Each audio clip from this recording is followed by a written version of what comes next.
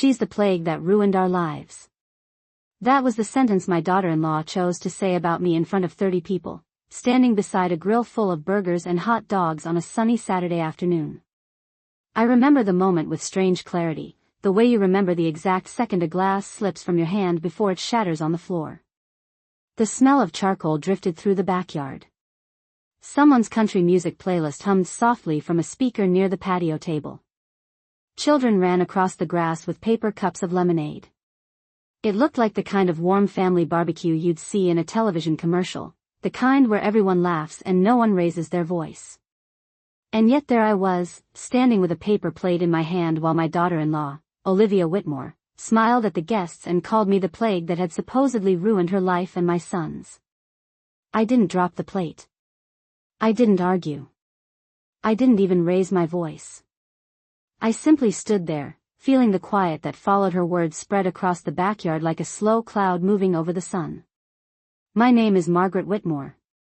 I'm 72 years old, and until that afternoon I believed that family gatherings still meant something.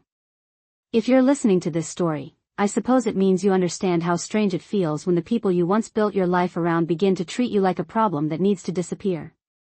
The morning of that barbecue had started in the most ordinary way imaginable. I woke up around 7, the way I always do, when the sunlight slips through the kitchen window and lands right on the old oak table my husband bought more than 40 years ago. I brewed a pot of coffee, poured it into the same white mug I've used since the early 1990s, and looked over the list of things I planned to bring to Daniel's house that afternoon. Daniel is my only son. He's 45 now, tall like his father, with the same quiet smile that used to make people trust him instantly when he was a boy. When he called earlier that week to invite me to the barbecue, he sounded cheerful. "Just a small gathering, Mom," he'd said. "Friends, a few neighbors, nothing fancy." I remember smiling when I hung up the phone. I spent most of Thursday baking an apple pie the way Daniel liked it when he was young, with extra cinnamon and a little scoop of vanilla ice cream on the side. Friday evening I boiled potatoes and mixed them with mustard, celery, and chopped pickles to make the kind of potato salad people expect at summer cookouts in our part of Ohio. By the time Saturday morning arrived, everything was packed neatly into containers inside a large cooler bag. I even wrapped a small present for my grandson Ethan, a baseball glove I'd spotted at a sporting goods store for $29.99. Nothing expensive, just something a 12-year-old boy might enjoy during the last weeks of summer. As I drove across town toward Daniel's neighborhood that afternoon, the roads were bright with sunlight and the air smelled faintly of cut grass. His house sits on a quiet street lined with maple trees, the kind of neighborhood where every lawn looks almost identical and people wave politely when they pass each other on the sidewalk. When I arrived, the backyard was already full of people. Folding chairs were scattered across the patio. Someone had set up a long table covered with paper plates and bowls of chips. Daniel stood near the grill flipping burgers, while Olivia moved through the crowd with the confident smile she always wears when guests are around. I've known Olivia for almost 15 years now, ever since Daniel introduced her to me at a small Italian restaurant downtown. Back then she seemed warm and charming, the sort of young woman who laughed easily and asked polite questions about family history.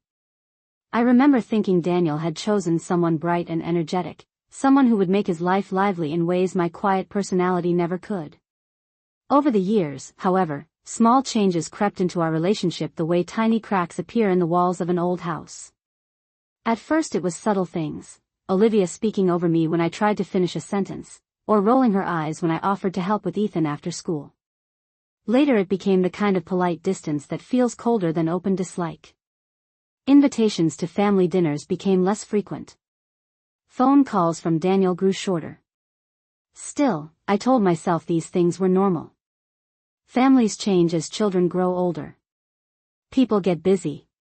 That's what I believed right up until the moment Olivia laughed beside the grill and used that word. Plague. I had just finished setting the apple pie on the dessert table when the conversation near the grill grew louder. Someone had asked Daniel a question about his job, something about how stressful things had been at the company recently. Olivia stepped closer to him, resting one hand lightly on his arm. She spoke with the easy confidence of someone telling a joke at a party. "Stress? she said with a laugh. You want to know the real stress in our lives? Margaret. She's the plague that ruined everything. The words floated through the air so casually that for a moment I thought I'd misheard them. But the silence that followed told me I hadn't. A few people shifted uncomfortably. One of Daniel's neighbors coughed and looked down at his drink. The children had stopped running across the lawn. And Daniel, my son, simply stared at the grill as if the hamburgers suddenly required all of his attention. That was the moment I realized something important. Olivia hadn't said those words by accident. She had waited until the yard was full of people, until the music was playing and everyone was relaxed and distracted. She had chosen the perfect moment for an insult that sounded almost like a joke, the kind of remark that leaves a person wondering whether they're allowed to defend themselves without appearing overly sensitive. I remember adjusting my grip on the paper plate in my hands. There were slices of watermelon on it, bright red against the white paper. The juice from the fruit ran slowly toward the edge of the plate, and I watched it carefully, as if keeping that small detail under control would somehow help me keep the rest of my dignity intact. No one said anything for several seconds. The music continued playing from the speaker near the patio table, some old country song about summer nights and pickup trucks. Finally Olivia shrugged lightly, as though she had simply made an ordinary observation. A few guests laughed politely, the uncertain laughter people use when they're not sure whether something is meant to be humorous or cruel. I looked at Daniel then, hoping, perhaps foolishly, that he might turn around and correct her. But he didn't. He kept flipping burgers with a metal spatula, his expression careful and neutral. In that moment I understood that the barbecue hadn't been organized just for fun. It had been arranged for something else entirely. And the role they had chosen for me in that little performance was not the one I had imagined while baking apple pie in my kitchen that morning. I stayed for another 10 minutes after Olivia said those words, although it felt much longer than that. People slowly returned to their conversations as if nothing unusual had happened, the way guests sometimes pretend not to notice when tension appears at a party. Someone asked Daniel about the weather forecast for next weekend. Another neighbor began telling a story about a fishing trip on Lake Erie. The music kept playing from the speaker near the patio table, and the smell of grilled hamburgers drifted through the yard as though the afternoon were still perfectly ordinary. I stood near the dessert table with my paper plate, listening to the quiet rhythm of normal conversation resume around me. It is strange how quickly people adjust to discomfort when it does not belong to them. Olivia moved easily through the crowd, laughing with guests and refilling cups of iced tea. If someone had arrived at that moment, they might have thought she was simply a cheerful hostess enjoying a summer gathering. She did not look at me again. Daniel continued standing at the grill. I watched him flip a row of hamburgers, pressing the spatula down slightly as if concentrating very hard on cooking them evenly. He still had not said a word about what his wife had just called me. I remember thinking about the years when Daniel was small enough to sit on the kitchen counter while I packed his lunch for school. He used to ask endless questions about the world back then. Why do clouds move across the sky? Why do dogs bark at strangers? Why does the moon follow the car at night? I answered every one of those questions patiently because that is what mothers do. Now my grown son could not answer the one question that mattered in that moment, which was why he allowed his wife to describe his mother as something that had ruined their lives. After a few minutes I set the paper plate down on the edge of the table and quietly picked up my cooler bag. No one stopped me. As I walked toward the side gate that led to the driveway, the gravel path made a soft crunching sound under my shoes. I heard laughter behind me as someone told a joke about a neighbor's dog stealing a hot dog from the grill. It was the kind of harmless story people tell at barbecues every summer. I opened the gate, stepped out to the driveway, and closed it gently behind me. My car was parked under a maple tree across the street. The leaves rustled lightly in the breeze, casting shifting shadows on the windshield. I placed the cooler bag in the passenger seat and sat behind the wheel for a moment without starting the engine. The inside of the car was quiet and warm from the afternoon sun. For the first time since Olivia had spoken, I allowed myself to breathe slowly and think about what had just happened. The words themselves were not the only thing that troubled me. People say cruel things during arguments sometimes. What stayed with me was the way she had said them, casually and confidently, as though she expected the entire yard to accept the statement without question. That kind of confidence does not appear overnight. It grows from repetition. It grows from conversations held behind closed doors where a story is told again and again until it begins to sound true. As I started the engine and drove slowly down the street, a small thought formed in the back of my mind. Olivia had not simply insulted me. She had introduced an idea. The kind of idea that spreads quietly through a group of people if no one challenges it. By the time I reached the traffic light at the end of the block, I realized something else that unsettled me even more. When Olivia called me a plague, several people in that backyard had not looked surprised. A few had even nodded slightly before catching themselves. That reaction suggested they had heard something similar before. I turned onto the main road and drove toward home, passing a row of small shops and a gas station where a digital sign displayed the price of regular gasoline at $3.79 per gallon. Everything outside the car looked normal, which somehow made the situation feel even more unreal. 10 minutes earlier I had been standing in my son's backyard, believing I was attending a simple family gathering. Now I was driving home with the uncomfortable realization that my reputation might already be quietly changing among the people closest to Daniel and Olivia. When I reached my house, the late afternoon sunlight stretched across the front porch where a rocking chair still sat beside the door. My husband bought that chair 30 years ago from a furniture store in Columbus. He used to sit there during summer evenings with a glass of iced tea, watching the neighborhood children ride their bicycles down the street. I carried the cooler bag into the kitchen and set it on the counter. The apple pie I had baked that morning was still inside, untouched. I removed the lid and looked at the perfectly arranged slices, the golden crust still holding its shape. For a moment I wondered if anyone at the barbecue had even noticed that I brought dessert. I placed the pie carefully in the refrigerator and washed my hands at the sink. The kitchen window looked out onto the small backyard where a single bird feeder hung from a metal pole. A pair of sparrows hopped along the grass beneath it, searching for seeds. Their quiet routine felt peaceful compared to the uneasy feeling that had settled in my chest. As I dried my hands with a towel, another thought became clearer. Olivia had chosen her words carefully. Calling someone a plague does not only describe annoyance. It suggests that a person is harmful, that their presence spreads trouble wherever they go. If enough people believe that description, it becomes easier to justify pushing that person out of the picture entirely. I stood there in the quiet kitchen, listening to the soft ticking of the wall clock above the refrigerator. For years I had assumed the small tensions between Olivia and me were nothing more than personality differences. Now I was beginning to suspect something more deliberate was unfolding, something that had been building quietly long before that barbecue. And if I wanted to understand what it was, would have to start paying much closer attention than I ever had before. I did not sleep well that night. The house was quiet, the same quiet I had lived with since my husband passed away 6 years earlier, but it felt different now. The silence no longer felt peaceful. It felt watchful. As if the walls themselves were waiting for me to understand something I had overlooked for far too long. I woke up just after 6 in the morning and walked into the kitchen, where the soft gray light of early day filtered through the window above the sink. I poured myself a cup of coffee and sat down at the oak table, the same table where Daniel used to finish his homework when he was a boy.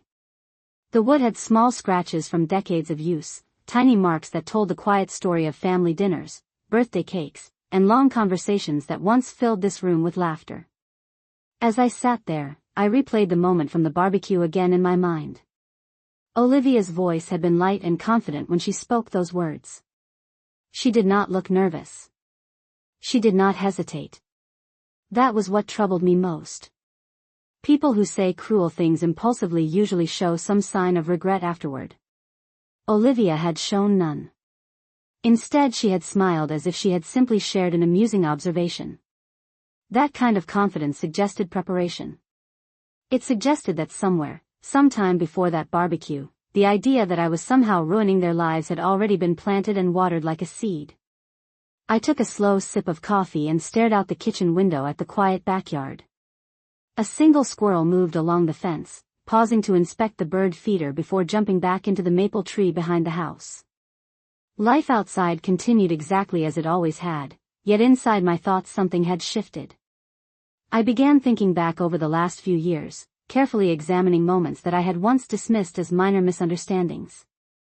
There had been the Thanksgiving dinner 2 years ago when Olivia joked that I was old-fashioned for suggesting that Ethan spend less time on his tablet. Everyone laughed politely, including me, but the way she had said it carried a tone that felt less like humor and more like dismissal. Then there was the time Daniel canceled our usual Sunday lunch because Olivia had decided they needed more space to focus on their own family routines. At the time I told myself that young couples sometimes needed independence. Now those moments returned to me with a different meaning, like puzzle pieces suddenly beginning to fit together. Around 9 that morning my phone rang. I looked at the screen and saw Ethan's name. My grandson rarely called during the week because he usually texted instead, so I answered immediately. His voice sounded slightly nervous, the way a young boy sounds when he is unsure whether he should be sharing something. He asked if I had made it home safely from the barbecue the day before. I told him that I had. There was a short pause before he spoke again.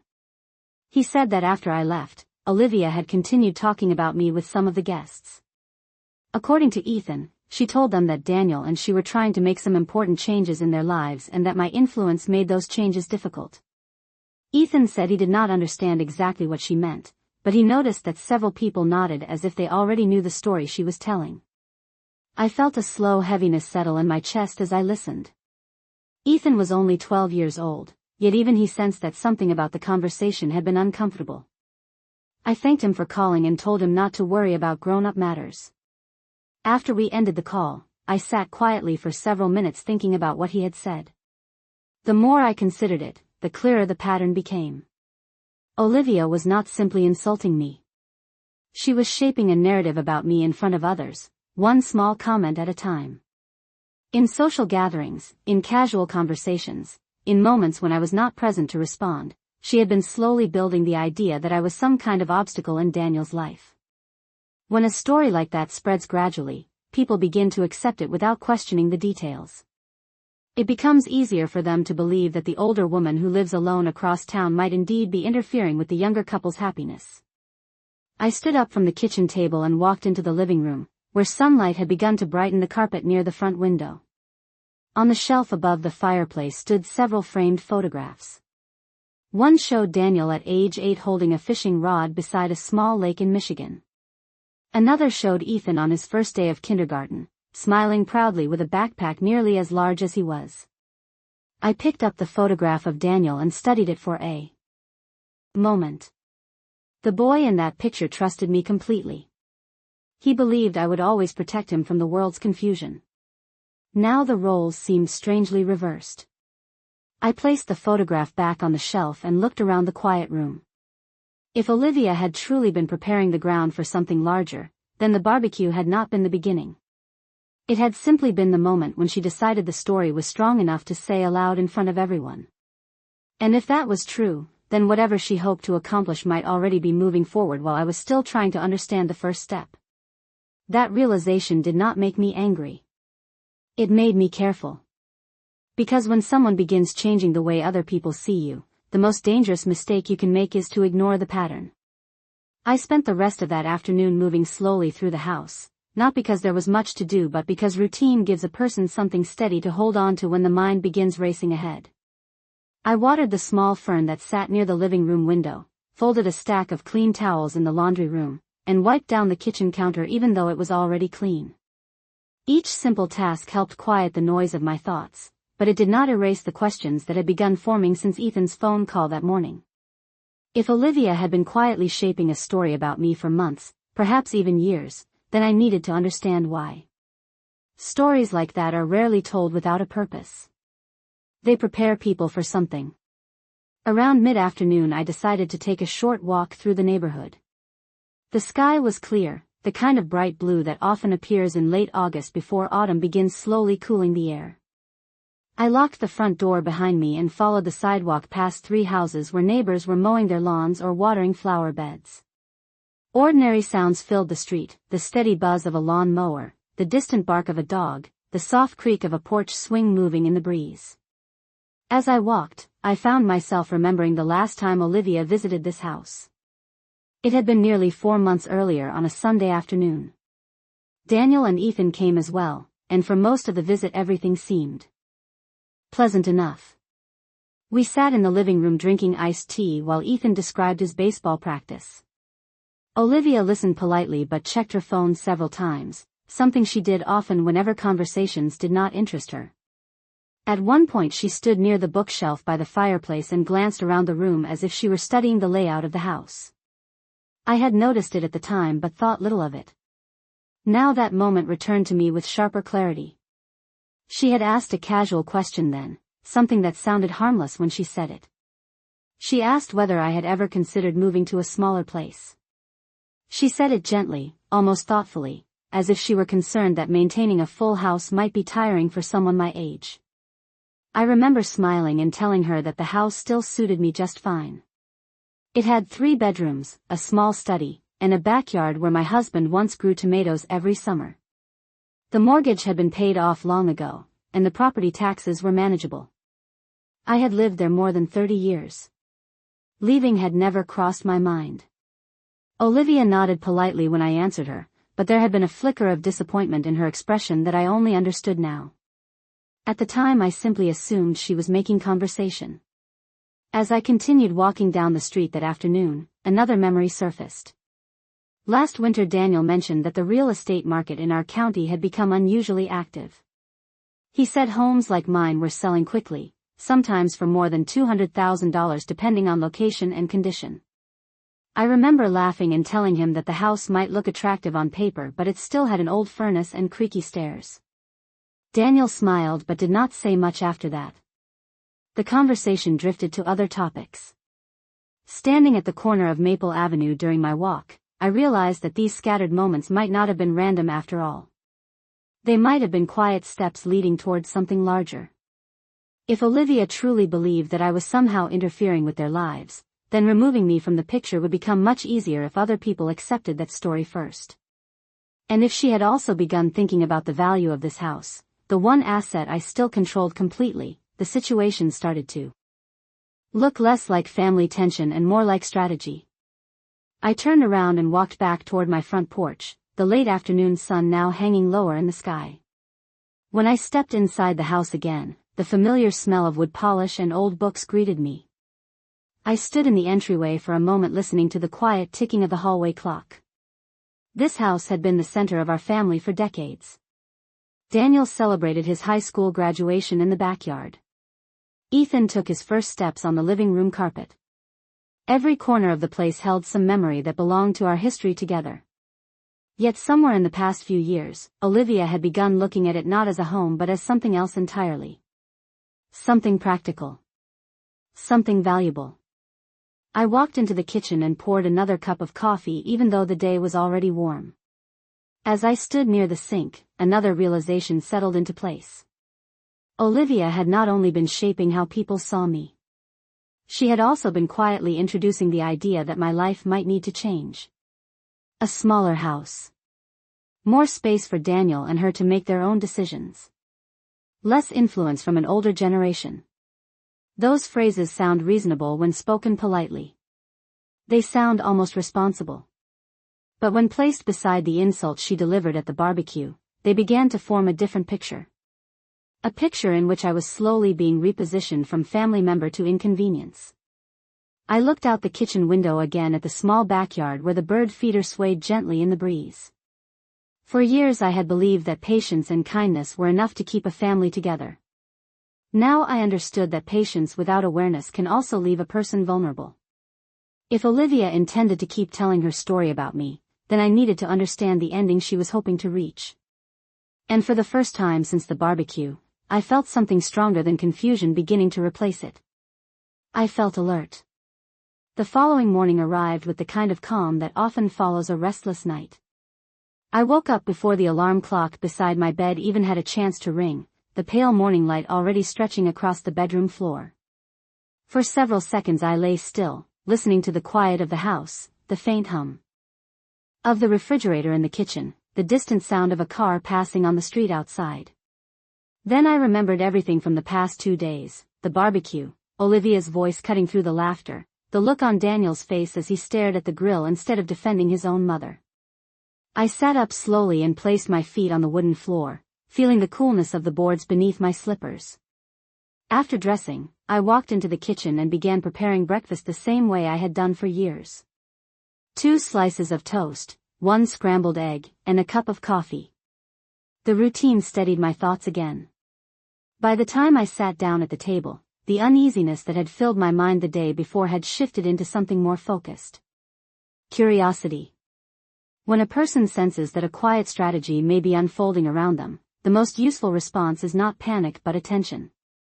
I finished my coffee and began sorting through the stack of mail that had arrived the previous afternoon. Most of it was ordinary, advertisements from a grocery store, a local hardware catalog, and a few envelopes from utility companies. Near the bottom of the stack, however, I noticed something unusual. It was a letter addressed to me but forwarded from Daniel's address. That detail alone made me pause. Daniel had not lived at my house in more than 20 years, and I had not used his address for anything official. I opened the envelope carefully and found inside a printed notice from a real estate agency located downtown.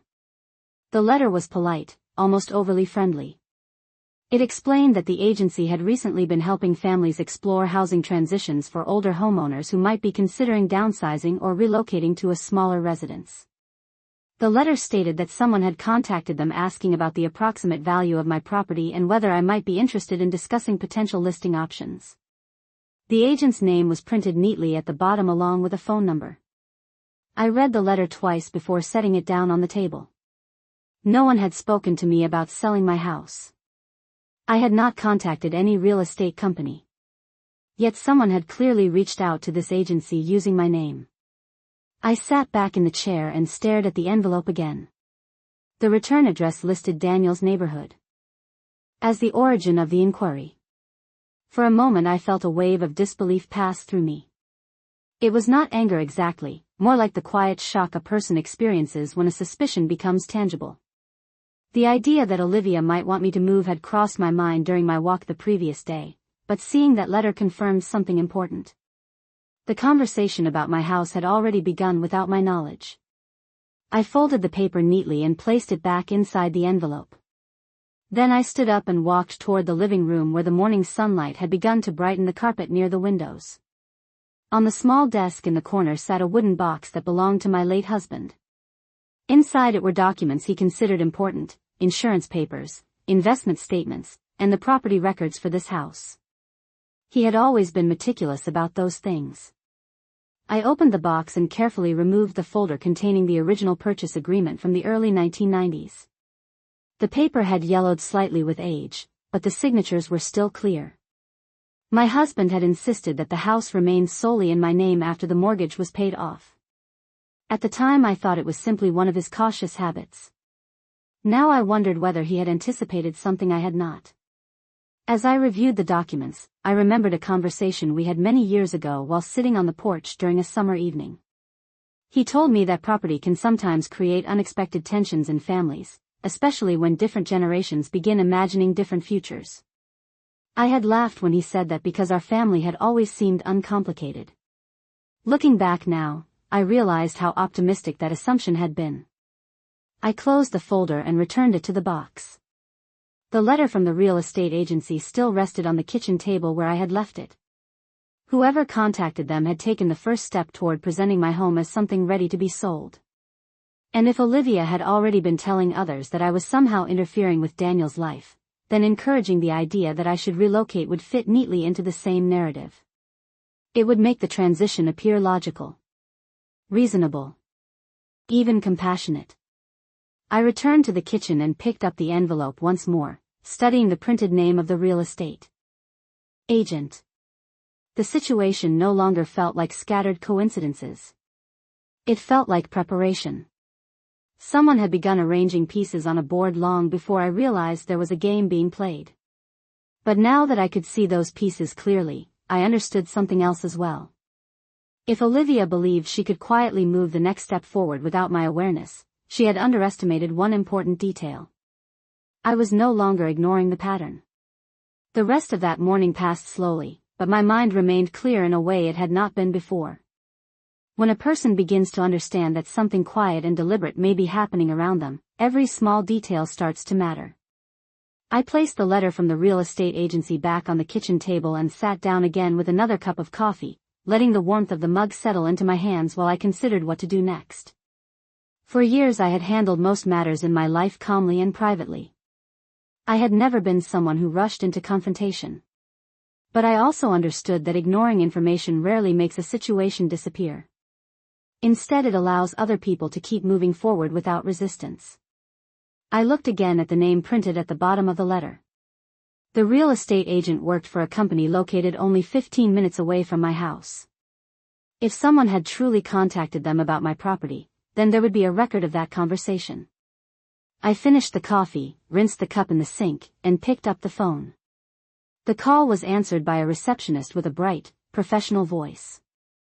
I explained that I had received a letter regarding my home and that I wanted to confirm how the inquiry had been made. After a short pause, she transferred me to the agent whose name appeared on the letter. The man who answered introduced himself as Michael Turner. His tone was polite and respectful, the way experienced professionals speak when they believe they are assisting a potential client. I told him my name and explained that I had received his letter that morning. For a moment there was silence on the other end of the line as he checked his records. Then he said something that made my earlier suspicions settle firmly into place. He said that a woman named Olivia Whitmore had contacted his office 2 weeks earlier asking for general information about listing my home for sale. According to him, she had explained that she was helping a family member who might soon be transitioning into a smaller residence. She had asked about the approximate market value of my property and whether the company had experience assisting older homeowners with relocation planning. Michael Turner spoke carefully, as if he believed he was simply reviewing a normal business inquiry. I thanked him for the information and told him that I had not personally requested any evaluation of my home. He sounded slightly surprised but remained courteous. He assured me that no formal listing had been created and that his office had only sent the letter as a follow-up after Olivia's initial call. I told him that I appreciated the clarification and ended the conversation politely. When I set the phone down, the quiet kitchen felt different again. This time the feeling was not confusion. It was confirmation. Olivia had taken the first official step toward presenting my house as something that could be sold. She had spoken to a real estate company about relocating me without ever mentioning the idea directly to me. I stood near the counter for several seconds, letting that fact settle into place. What interested me most was not the attempt itself but the timing. 2 weeks earlier meant she had contacted the agent well before the barbecue took place. That meant the insult she delivered in front of everyone had not been a spontaneous moment of frustration. It had been something else entirely. A public statement designed to support a narrative that was already forming behind the scenes. If people began believing that I was somehow damaging Daniel and Olivia's life together, then the suggestion that I should move away would sound less like ambition and more like necessity. I walked slowly into the living room again and looked at the photographs on the shelf above the fireplace. The image of Daniel as a young boy fishing beside the lake still rested there exactly where I had placed it earlier. I studied his smile for a moment and wondered how much he knew about Olivia's plans. It was possible that he believed her version of events completely. It was also possible that he had simply allowed her to handle matters because confronting them felt uncomfortable. Either explanation was troubling in its own way. But the question that mattered now was not how they had reached this point. The question was how far they intended to go. I returned to the kitchen table and picked up the envelope once more. The paper felt thin and ordinary between my fingers, yet it represented the first tangible evidence that Olivia's story about me had a practical purpose. She had already begun preparing the ground for a future in which I would no longer be living in this house. The realization did not make me angry. Instead, it sharpened my attention even further. Because if someone has begun quietly arranging the pieces of a plan, the most effective response is to understand exactly where each piece is placed.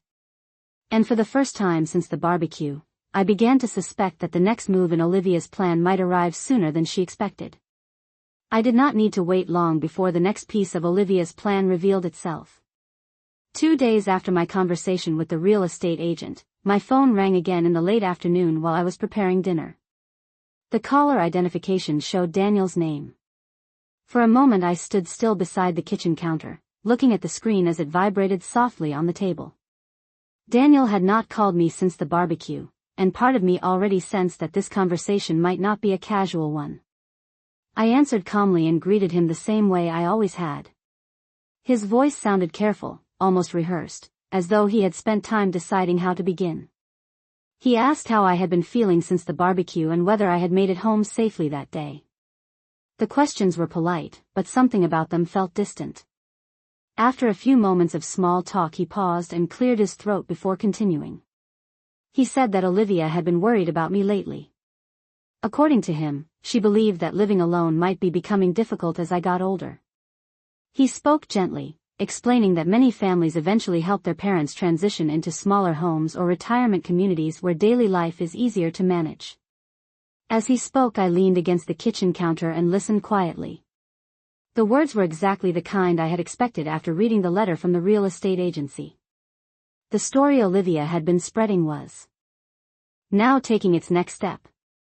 Daniel continued explaining that they had recently looked into a few housing options not far from their neighborhood. One was a condominium complex designed for older residents. Another was a retirement community about 20 miles outside the city with organized activities and medical services nearby. He described these places in the same calm tone someone might use while discussing vacation plans or school choices for a child. When he finished describing them, he said that he and Olivia believed moving into one of those places might make life easier for me. I let several seconds pass before responding. From the kitchen window I could see the evening sun settling over the backyard, casting long shadows across the grass. The bird feeder swayed gently in the breeze, just as it had the day before. I asked Daniel a simple question. I asked whether this idea had come from him or from Olivia. There was another pause on the phone before he answered. He said they had discussed it together. His voice remained calm, but I could hear the hesitation beneath it. I asked another question then. I asked whether this conversation had anything to do with contacting a real estate agent about selling my house. The silence that followed lasted long enough for me to hear the faint sound of traffic somewhere in the background on his end of the line. When Daniel finally spoke again, his tone had changed slightly. He said that Olivia had only been gathering information and that nothing had been decided yet. He explained that they simply wanted to explore possibilities that might make life easier for everyone. I thanked him for his concern and told him that I was managing quite well in my home. The house was paid for, the maintenance was manageable, and I had neighbors who checked in from time to time. I also told him that I had not asked anyone to contact real estate agents on my behalf. Daniel responded carefully, repeating that they only wanted what was best for me. His words were polite, but I recognized the careful phrasing behind them. The narrative Olivia had been building was now being presented directly to me.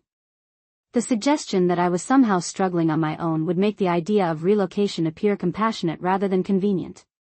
When the call ended, I placed the phone on the table and stood quietly for a moment. Nothing Daniel had said surprised me. In fact, the conversation confirmed something important about the situation. Olivia had not only been shaping how others saw me. She had also been preparing Daniel to believe that moving me out of my house would be the responsible solution. I returned to the stove where the pot of soup I had been heating continued to simmer gently. The steady sound of the bubbling broth filled the quiet kitchen. I stirred it slowly and considered everything Daniel had said during the call. What struck me most was not the suggestion itself but the timing. Only days after the barbecue, only days after publicly describing me as a burden in their lives, Olivia had moved forward with the next step of her plan. She had already gathered information about my property and begun discussing relocation options with Daniel. The pieces were aligning exactly as I suspected they might. I turned off the stove and carried the bowl of soup to the kitchen table, though I realized I was not very hungry. As I sat there, another thought settled into place with quiet clarity. Olivia believed she understood the entire situation. She believed that if she could convince enough people that I was interfering with Daniel's life, then eventually I would feel pressured to step aside. She believed the house I had lived in for decades would become available for whatever plans she and Daniel imagined for their future. What she did not yet understand was that I had already begun paying close attention to every step she was taking. And when someone finally realizes a story is being written about them without their consent, they gain the opportunity to decide how that story will actually end. The evening after my conversation with Daniel felt unusually quiet, but this time the silence did not make me uneasy. Instead, it gave me space to think clearly about the situation that had been unfolding around me. I washed the soup bowl and placed it carefully on the drying rack beside the sink, then turned off the kitchen light and walked slowly into the living room. The house looked exactly as it always had, the same photographs on the shelves, the same worn armchair near the window where I often sat during winter evenings with a blanket and a book. Yet now every familiar object seemed to remind me of something important. This house had never been simply a piece of property. It was the place where my family's history had been built step by step over decades. Daniel learned to ride his bicycle on the sidewalk outside. My husband planted the maple tree in the backyard when Daniel turned 10. Ethan took his first wobbly steps across the living room carpet while everyone cheered and clapped.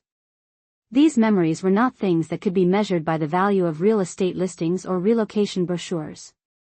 They were the quiet foundation of a life that had once felt secure. I sat down in the armchair and allowed myself to review everything that had happened since the barbecue. Olivia had publicly described me as the reason their lives were difficult. She had contacted a real estate agent about selling my home.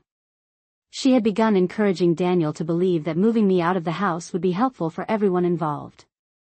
Each step had been carefully framed as concern for my well-being. But when placed together, the pattern revealed something much more deliberate. Olivia was preparing a situation in which I would feel pressured to leave voluntarily. If enough people believed her version of the story, then any resistance from me could be portrayed as stubbornness or denial. That was the part of her strategy one found most revealing. She was not trying to force anything directly. Instead, she was shaping the environment so that the outcome she wanted would appear reasonable. I leaned back in the chair and looked toward the bookshelf across the room. On the middle shelf rested a leather folder that my husband had given me shortly before he passed away. At the time, he told me that it contained documents I might one day need to understand. I had placed it there years ago and rarely opened it since. Now, however, something about the recent events made me curious enough to stand up and retrieve it. The folder felt slightly heavier than I remembered as I carried it to the coffee table. Inside were several envelopes and a small stack of legal documents neatly organized with handwritten notes in my husband's careful handwriting. I began reading through them slowly. Some were ordinary financial statements and insurance records, but one document in particular caught my attention. It was a legal agreement related to the ownership of the house and a small investment account that my husband had created many years earlier. According to the document, both the house and the investment account were placed within a family trust that listed me as the primary trustee. The wording explained that the property could not be transferred or sold without my explicit authorization. It also contained a clause stating that if any beneficiary attempted to pressure the trustee into relinquishing control of the property under questionable circumstances, that beneficiary could temporarily lose access to future inheritance distributions from the trust. I read the document carefully a second time to make sure I understood it correctly. My husband had always been thoughtful about financial matters, but I had never realized he included such detailed protections. As I sat there holding the papers, I began to understand why he had insisted that the house remain under this arrangement even after the mortgage was paid. He believed that family harmony can sometimes change over time, and he wanted to make sure I would always have the final say regarding where I lived. The realization brought a quiet sense of clarity. Olivia might believe she was guiding the situation toward a certain conclusion, but she did not yet know about the safeguards that had been quietly placed in the background years earlier. I closed the folder and rested it on the coffee table.